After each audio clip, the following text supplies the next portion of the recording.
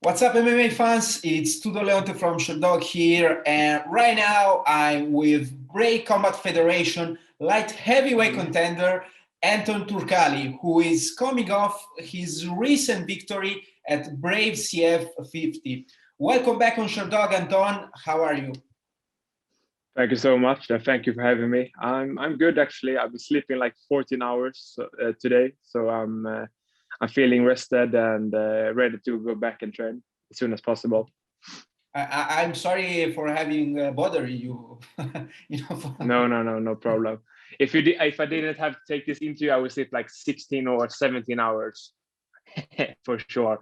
But yeah, no, it's no problem, of course. I mean, after your fight, have you just recovered, or have you done something else in the meantime? Since you are so tired and you have to sleep so much to recover from it.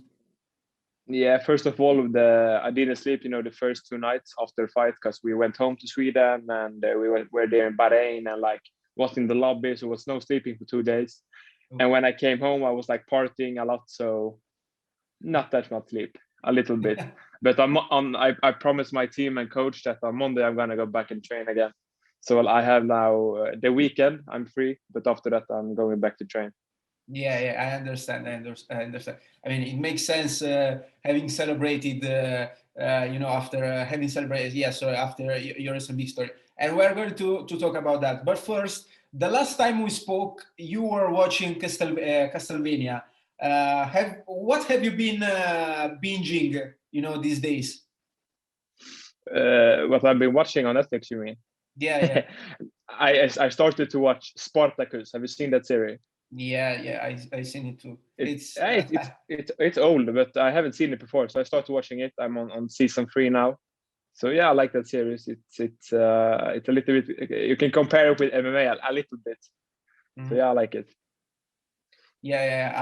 I remember watching back in the days. A lot of naked guys, a lot of naked women. But the best. Yeah.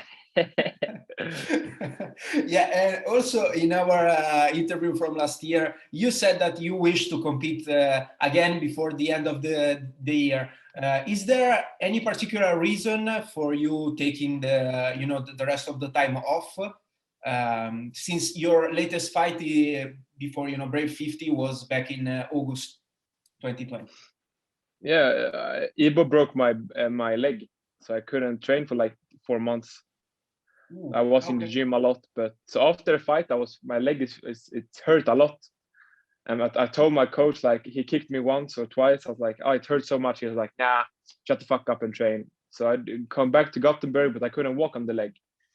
So I called the doctor and he said it's nothing, but just for sure I'm gonna do an X-ray. And then they did X-ray my fibula. I think the bone on the outside of the leg was off completely in 2 parts. So it took like 4 months for it to heal. So I couldn't fight. That's the reason. But I was in the gym a lot and I was up in 108 kilos. So I was just doing lifting heavy and not that much MMA. So after 4 months, my bone was recovered, and then I just like did intervals and sprints and just to get my physique up as much as possible. So yeah, and now I'm here. Okay, sorry. Have you rewatched the fight? Was there a particular shot that broke your leg, or I mean, Ibo threw that shot, or was one of yours? As far as you have you have understood. Yeah, after 10 seconds in the first round, he kicked me on the leg, and that bone is like the balance in the left foot. So first I thought this was slippery in the cage because I couldn't stand up correctly. But yeah, after the fight I understood it was broken because I never in my life broke a bone before. And on training you have like shin pads like this big, and you don't kick that hard. So I never in my life actually got a kick, leg to leg that hard. So I haven't trained to block it. Yeah. So that was the reason. But now I'm trained like to have a distance and leg kicks because calf kicks is the new thing. in MMA. Everyone, you see it in all weight classes doing it. So you have to train like block it and how to use it. Yeah, for sure. The calf kicks are the new tendency in MMA, and they are doing a lot of damages. And yeah, you MMA fighters have to deal with them. Listen, but in the meantime, you have picked a very interesting nickname, the Pleasure Man. you have been announced like the Pleasure Man. What's the origin of that, my friend? You know, for all my fights, I have 7 fights. I think I had 6 nicknames. So every time I'm gonna fight, I pick a new nickname. And in Swedish, the Pleasure Man is like it sounds really funny. It sounds funny in English too, and that's how, you know, I'm the Pleasure Man. It's like it's me. When you Google Pleasure Man, you get a picture of this face. So it was good, but I'm maybe gonna keep this for like 3 or 4 more fights. I will see. We will see. Okay, and right now I'm curious to hear your next nickname, but you will tell me in time when you'll decide. You stole the show after scoring the fastest KO in Brave history. You know, when you rendered Konstantin Soldatov unconscious with a spinning back fist at Brave 50. Talk us through that finish, please. First of all, every time I fight at Brave, I'm always the main event. Even if I'm not the last fight, I'm always the main event. It's always like that. The fight, yeah, he took the fight on me, and he took the fight like 1 week before. So it was really a short notice. So yeah, and what was the question again about the fight? Or yeah. If you can please talk us through that finish, you know, you know, that spinning, you know, that kick and spinning back punch combination is something that you practice in you know, in the gym. Not practice, but it's a really good because you trick the opponent. That's how you knock people out. Not when you want to, but when you do something. Like if you go on a takedown 4 times and the 5th time you go up with the overhand, that's the time you're gonna knock out your opponent. And so my plan was I never done 3 rounds in MMA. I always finish my opponent. So my coach said like try to do 3 rounds because you need it for the future because you're gonna get tougher opponents all the time. So you need to, because I do a lot of condition. I do a lot of sprints, so I really want to make it a test. So this time they called me like they have a guy for me that's almost my level. They told me. I was like, okay, that's good, because if I get to know if I get like my 2 fights ago, a Greekish guy, like he was almost 40 years old and he was like a punching bag for me. So it's not that fun if you're not competing against a guy that is almost your level or your level. So that's like, oh, we found a really good guy. And beginning of the fight, I kicked him on the calf and I saw his left arm go down. And then I did I can't remember the name of the kick, but you kick straight on a knee. And then I saw his arm go back again, down his left arm. Yeah. And then the third time I was like, fuck, I'm gonna go high, and then he's gonna go back, and then he's gonna try to counter me. And so I did a high. I used to fake it, and then I did a left spinning backhand, back fist. And it was so fucking hard, you know. I broke my arm at first. It was really hard, and in that moment, I knew I would knock him out because it was on his shin. I felt that, and you know, he was a piece of trash. That guy, really bad guy. I didn't like him at all. His personality was fucked. He showed zero respect for me also. Actually, I was sitting in the lobby alone with my coach, and I saw him like the day before the weigh-ins, and I'm always, you know, arguing with my opponents before fights and talk shit. So I like, this time I'm gonna be nice to this guy. I told my coach I'm not gonna do any trash talk. All my fights I do trash talk, but this time I was like, fuck, I'm not gonna do it. He took the fight on a short notice, and I'm just happy to be in Bahrain and fight. So I saw him in the lobby. I was like, hey, Konstantin. I yelled at him. I was like, thank you for taking the fight. I told him. And he didn't reply my questions and didn't want to talk to me. And then I was like, you want to fist pump him. And he backed away from me. I was like, okay, fuck it, you know. And he did the same thing on the weigh-ins. And then I heard he said I look feminine. He don't want to touch me. He just want to punch me. I was like, all right, let's go like that. So in that moment when I knocked him out, if it was someone else, I would never go down and punch him when he was laying, on the back. But because of this attitude, I did that. I hit him, I think, 3 times super hard when he was laying there before the judge break the fight. So it was super necessary. Okay, I see. I get the reference. Yeah, actually, before I was laughing because it's funny how these things turn out to be. Like your coach said, and you're planning, to test yourself for 3 rounds, and you went on to score the fastest KO in Brave history. It's unbelievable. This sport is the best sport in the world.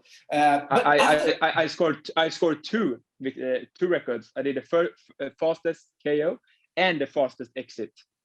Oh yeah. I was going to ask about that. After that fight, after you finish your opponent, you rushed into the locker room. Into the backstage. What was going through your mind when you did that?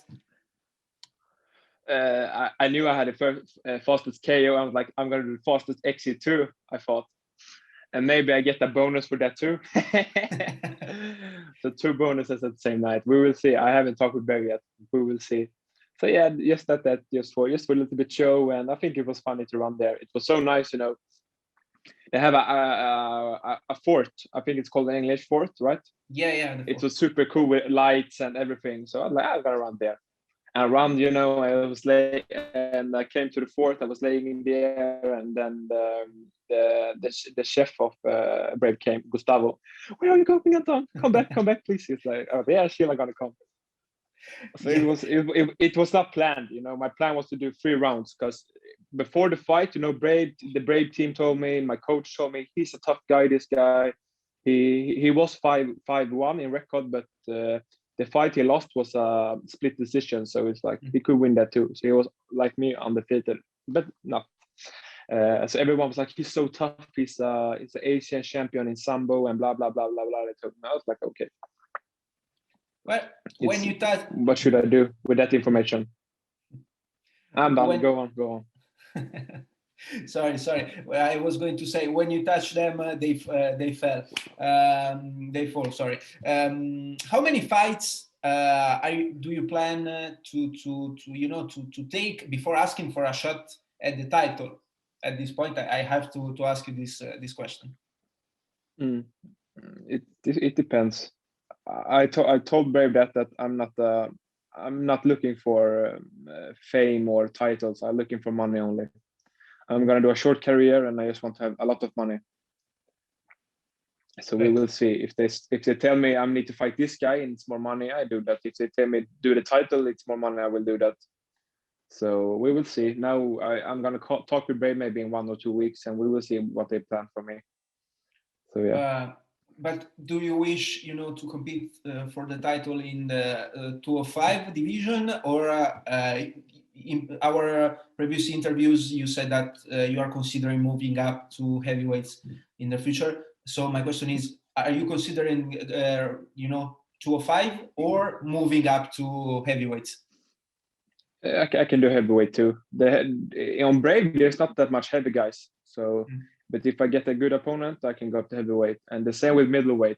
If they get, but then I need a little more time to cut weight. I can go down to middleweight too if they want me to. If it's a good money for sure. But yeah, why not? I never focused on weight. I'm just fighting. I don't care if the opponent's like 5 or 6 kilos heavier than me. It's not a big difference, I think. People always like, oh, I need to lose that much kilo. I need to fight like he's so big, blah, blah, blah. Fuck it, just fight.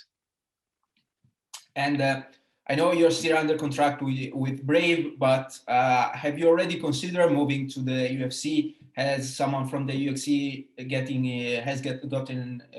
in touch with you, since you keep scoring victories and fast victories? Yeah, all organizations in the world have contacted me. So, but now I'm happy in Brave right now. It's a good place for me. And Brave is still growing too, so it's fun to go with them. And yeah, we will see. I don't know when my next fight's gonna be, and but yeah, I'm feeling young. You know, I'm 25 years old this year, so I don't feel any stress or something. But I think I'm gonna stay in Brave for a while. But I don't know. We will see. But it's really fun in Brave, and it's growing a lot. So it's fun to be part of it. And of course, they don't have a champion in '93. So maybe I'm gonna be the first if I get the title shot. But yeah, we will see. Do you have any name in particular whom you would like to face next? I said that to Brave too. I'm the biggest name in light heavyweight, or not only light heavyweight, in all of Brave divisions. I'm the biggest name, so I'm not going to chase anyone.